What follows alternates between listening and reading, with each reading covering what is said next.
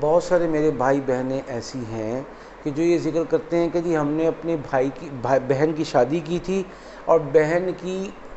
پہلی شادی تھی، اور جو ہمارا بہنوئی ہے اس کی دوسری شادی تھی۔ شادی تو ہو گئی، لیکن اس کے بعد اس نے ہماری بہن کو علیحدہ گھر میں رکھا ہوا ہے، اور اناؤنسڈ بیوی نہیں ہے، یہ نون بیوی نہیں ہے، رشتہ داروں میں، عزیزوں میں، برادری میں اس شادی کا علم نہیں ہے، جس کی وجہ سے اب معاملات یہ ہیں کہ نہ خرچہ دیتا ہے، نہ اس کے حقوق ادا کرتا ہے، اور بات بے بات طلاق کی دھمکی تک بات پہنچ جاتی ہے، اور مار پیٹ اس کے علاوہ ہے جو چلتی ہی رہتی ہے۔ تو اس معاملے میں کیا ایسا ہو کہ اس کو بھی اپنی صحیح درست جائز شرعی بیوی کا مقام حاصل ہو، اور یہ مار پیٹ ختم ہو، اور انسانی رویے سے پھر سے زندگی کی ابتدا ہو سکے۔ اس میں دیکھنے کی بات اہم تو یہ ہے کہ یہ بعض دفعہ جو شادی ہوتی ہے اس لڑکی کی، جو دوسری بیوی بنتی ہے اس مرد کی، یہ کمپرومائز شادی ہوتی ہے۔ یہ کسی نہ کسی وجہ سے، کسی نہ کسی مشکل سے، کسی نہ کسی پریشانی سے نکلنے کے لیے، یا ماں باپ یا بہن بھائی اپنے اس فرض سے سبکدوش ہونے کے لیے اپنے سر سے بوجھ اتارتے ہیں، جس کی وجہ سے یہ بندش کا شکار ہوتی ہے، یہ رکاوٹوں کا شکار ہوتی ہے، یہ جادو کا شکار ہوتی ہے، یہ لیٹ میرج ہوتی ہے، یا بعض دفعہ اس لڑکی کی پسند ہوتی ہے، لیکن پسند کے ساتھ ساتھ بندشوں کا شکار ضرور ہوتی ہے۔ لہذا اس کو وہاں پہنچ کر وہ مقام اور وہ رتبہ حاصل نہیں ہو پاتا جو ہونا چاہیے تھا۔ تو سب سے پہلے تو بنیادی بات یہ ہے کہ ان وجوہات، اسباب اور کازز کو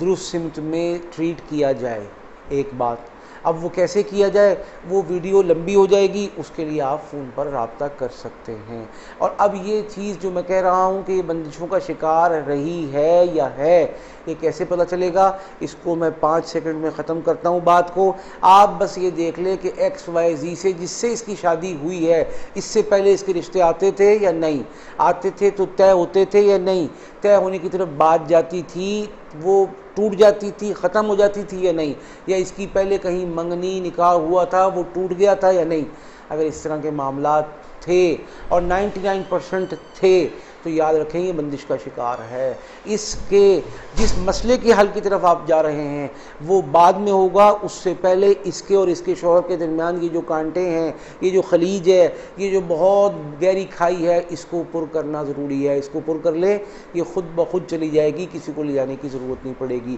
وہ خود بخود آ جائے گا، اس کو کوئی لانے کے لیے نہیں جائے گا۔ ایک بات۔ اب اگلی بات یہ کہ اگر آپ کہتے ہیں نہیں جی ایسا نہیں تھا اور بالکل نہیں تھا، تو آپ کو ہم عمل دے رہے ہیں پاکی کے ایام میں۔ آپ پڑھیں، آپ کی بہن پڑھے، آپ کی امی پڑھیں، آپ کی بہنیں دیگر پڑھیں، سب لوگ اس کو سپورٹ کریں، اچھی بات ہے۔ لیکن اگر اکیلی وہ پڑھے تب بھی کوئی برا نہیں، کوئی مذائقہ نہیں۔ اول آخر 3 مرتبہ درود پاک، اور 500 مرتبہ لا يسأل عما يفعل وهم يسألون، لا يسأل عما يفعل وهم يسألون،